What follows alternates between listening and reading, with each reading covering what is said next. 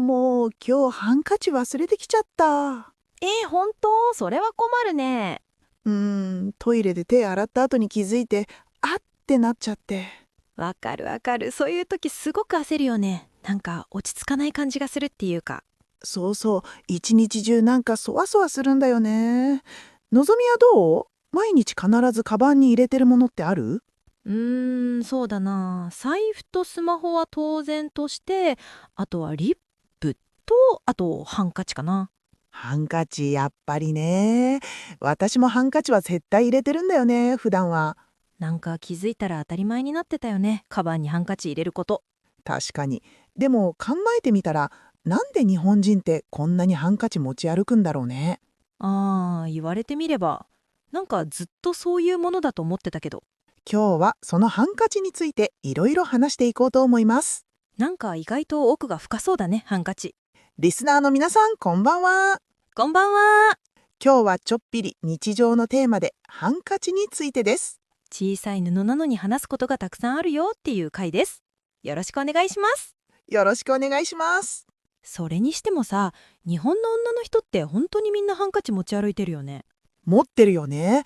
友達に聞いても大抵カバンの中にあるっていう。なんかないと不安っていう感覚がある気がする。わかる。でもこれって日本以外ではあんまり普通じゃないみたいなんだよね。そうなの？うん。実はね、私の韓国人の友達に話した時、すごく不思議がられたの。韓国の友達。なんて言ってたの？なんで毎日持ち歩いてるのって。ハンカチってそんなに使うみたいな感じで。でも手を拭きたりしない？そうなんだけど、韓国はトイレにペーパータオルが割とあるから、あんまり必要を感じないって言ってたの。なるほどね。そういう環境の違いもあるんだ。そうそう。で、私もその時初めて、あれこれって日本だけの感覚なのかなって思って。確かにそう言われると気になってくるね。他の国ではどうなんだろちょっと調べてみたんだけどね、欧米だとハンカチって鼻を噛む時に使うイメージが強いみたい。う。花？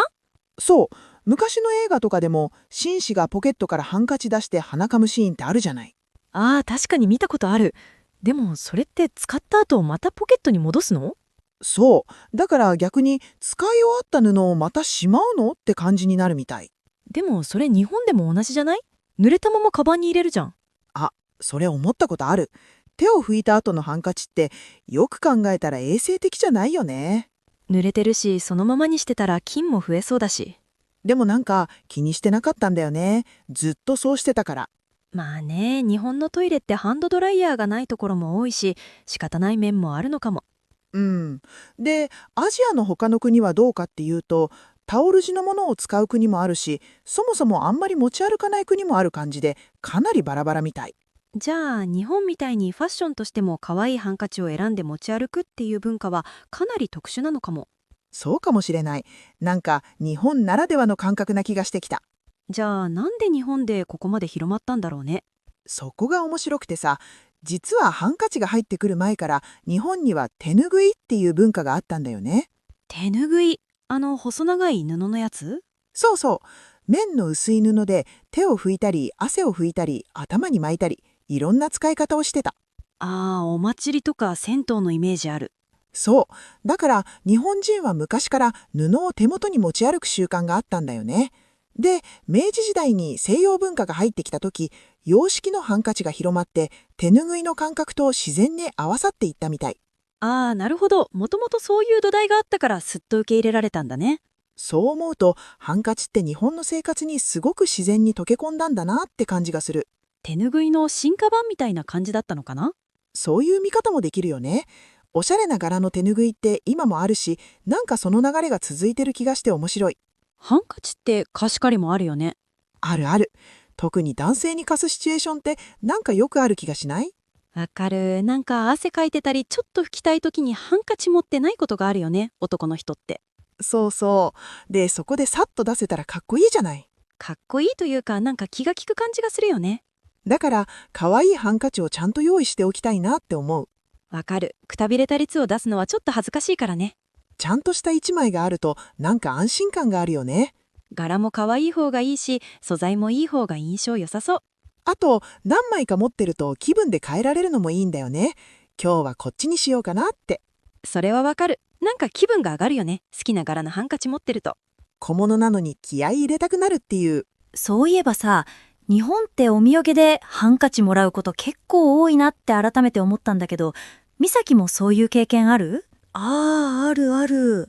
なんか旅行のお土産っていうとお菓子と一緒にハンカチも選択肢に入ってくる感じあるよね。そうそう。しかもさ、その土地のキャラクターとかご当地限定のデザインがあったりして、ここでしか買えないんだよなって思うとつい手に取っちゃうんだよね。わかる。気づいたら自分用にも買ってたりするし、あれこれ誰にあげるんだっけみたいな。あるある。あとさ、これなら誰に渡しても大丈夫そうっていう安心感もあるよね。無難だけどちゃんと嬉しいっていうかね、外さない感じ。ああ、それあるね。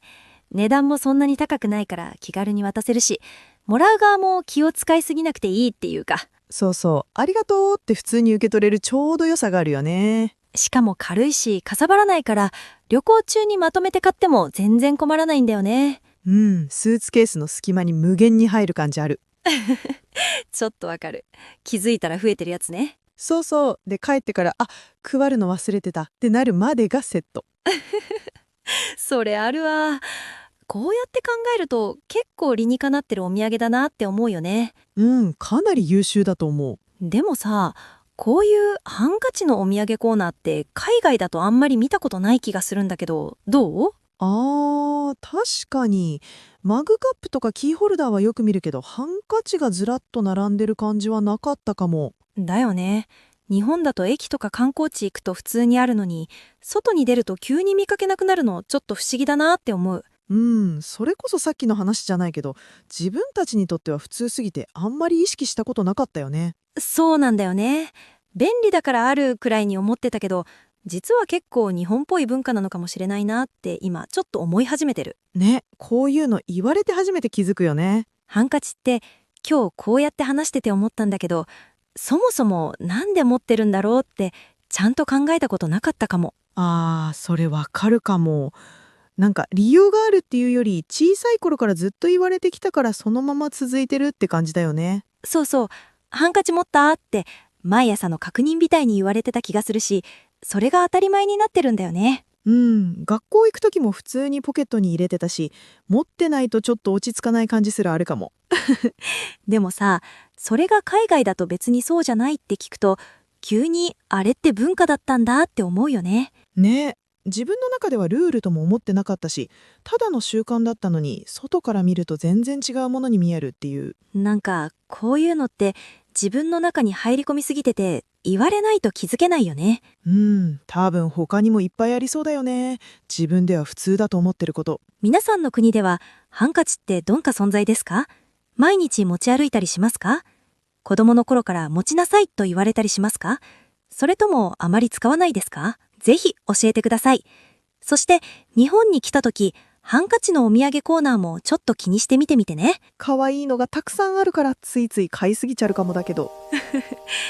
それでは今日はここまでです。ありがとうございました。またねー。